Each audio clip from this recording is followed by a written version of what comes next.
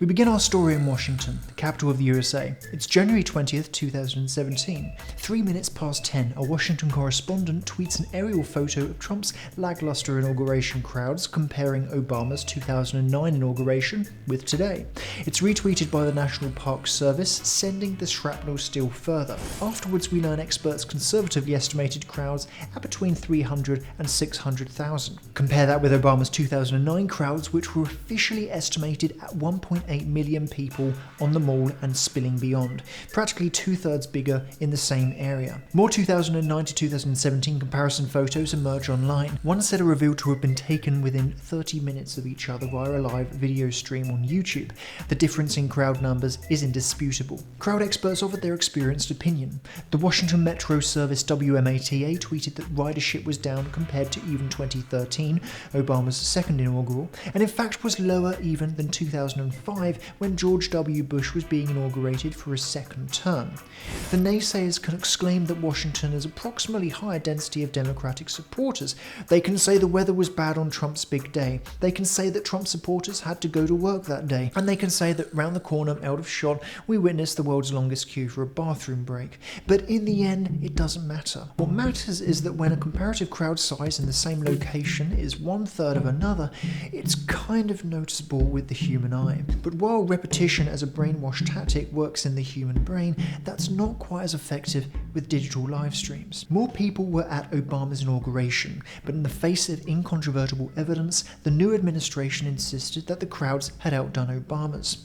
The party told you to reject all evidence with your eyes and ears. It was their final, most essential command.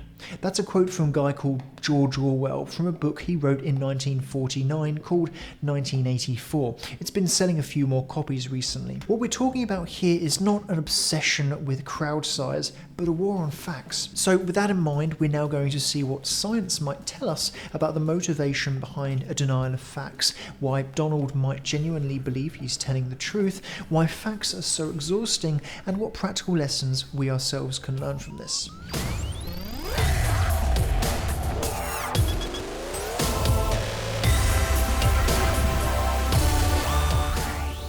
With the story out of the way, we're on to part 2, science, to see what objective truths the story might highlight. But first, with no essential caveat. Science isn't broken, but it's a hell of a lot harder than we give it credit for, to paraphrase the data analysis blog 538. What does this mean? Well, humans are not rational creatures. Scientists are no different. We see patterns, we unconsciously jump to conclusions. We screen data to confirm our hypotheses and, as a result, struggle to replicate findings. Point is, just because I mentioned the word science doesn't mean you should take the studies as gospel. Lessons can be taken, but sleep with one eye open. Correlation is not causation. Read my favourite book in the world to understand more. The brain doesn't process a raw data feed of the world, even though this arrangement seems intuitive to us. Reality as we know it is a representation, a representation, if you will, of what's actually going on, and one that is highly condensed, if not truncated entirely at times. Our nervous system uses past visual experiences to predict how objects would look in sharp detail before we've actually taken them all in. What's more, that ambiguity invites what we might label the ego to fill in the gaps in a way that offers a more coherent and convenient life story, which we all narrate internally so that life makes more sense to us.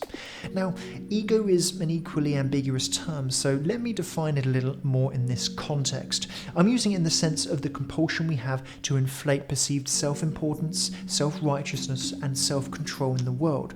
See this? And you might begin to understand why Trump, at least in his mind, may not have been lying per se. He isn't aware that the brain fills in gaps, and so believes he genuinely sees this raw data feed of the world.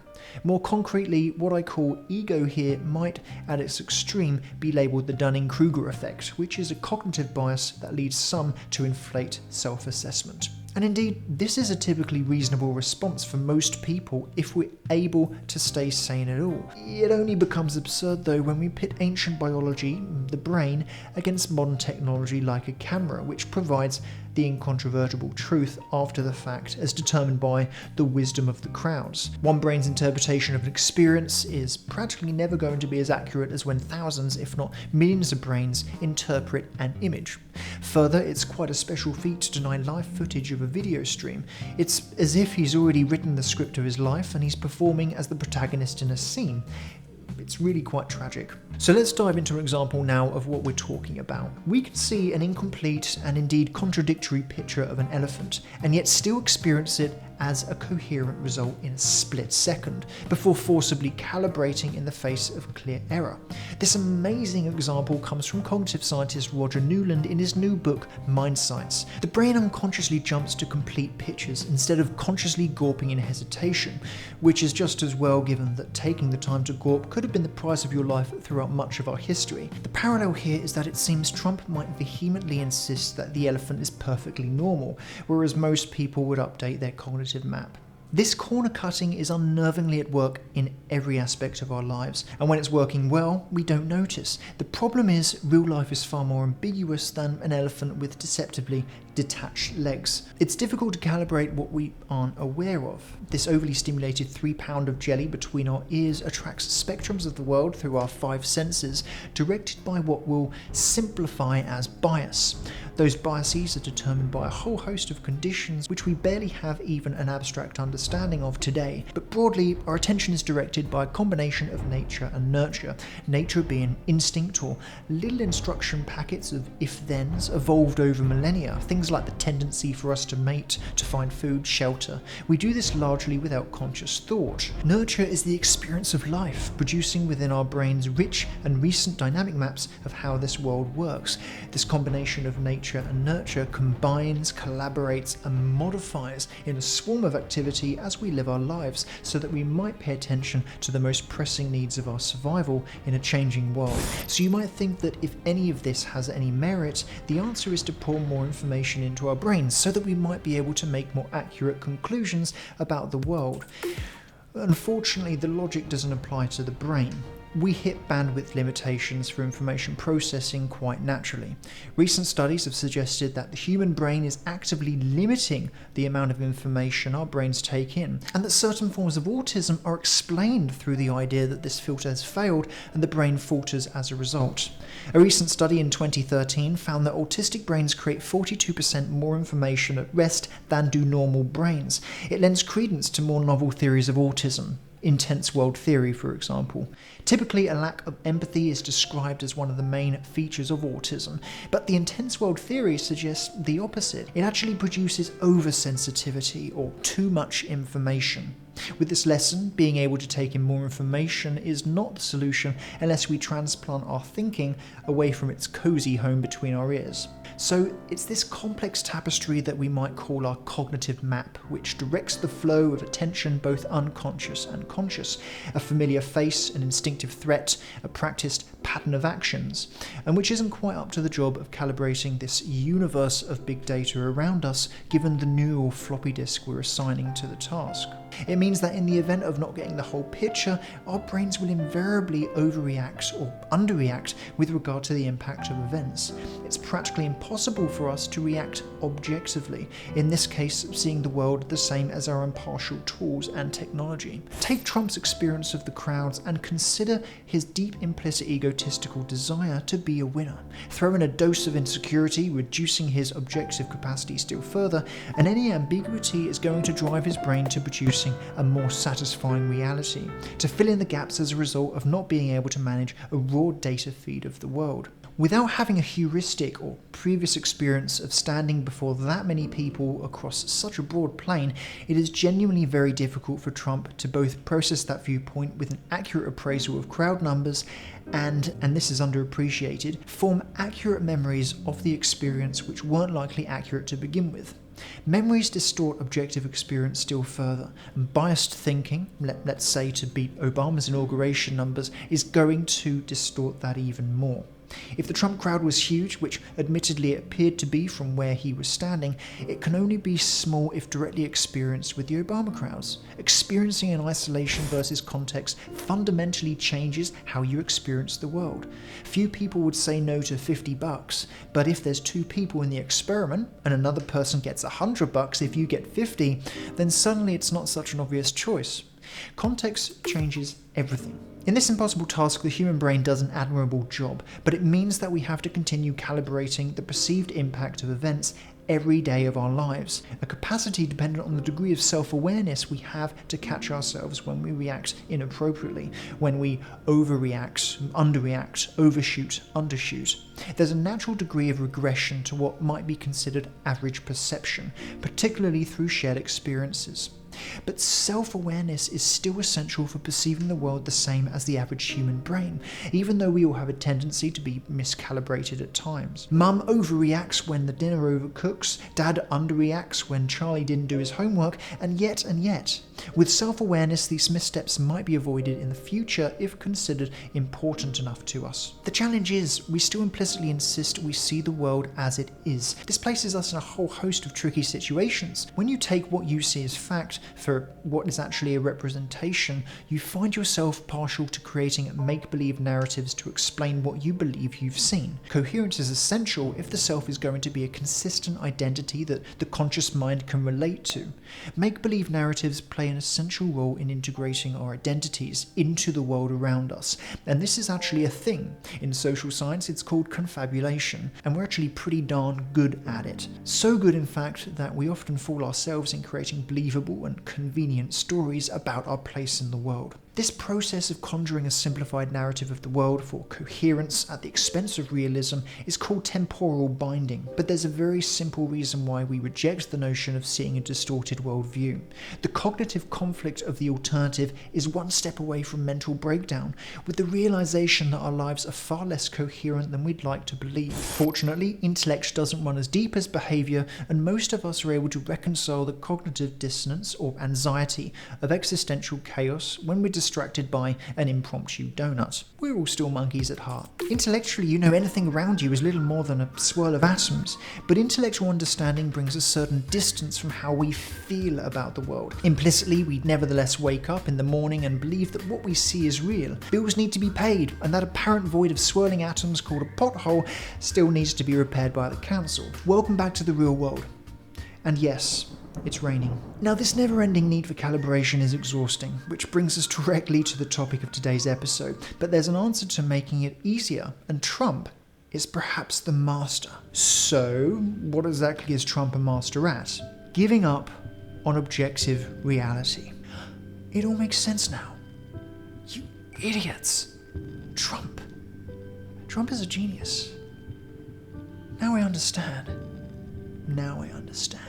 Rather than going to work in the rain, why not throw on a HTC Vive and build your own game where rain doesn't exist? Brilliant! And if there were no consequences to our actions, this would perhaps seem quite rational, but alas, we live in the real world rather than Minecraft. By adopting this attitude, we mitigate stress, producing well-being, but at the expense of pragmatism. This form of delusion is just another symptom of filling in the gaps. For most of us, social connections and worry of humiliation keep us relatively calibrated with each other, simply the capacity for empathy.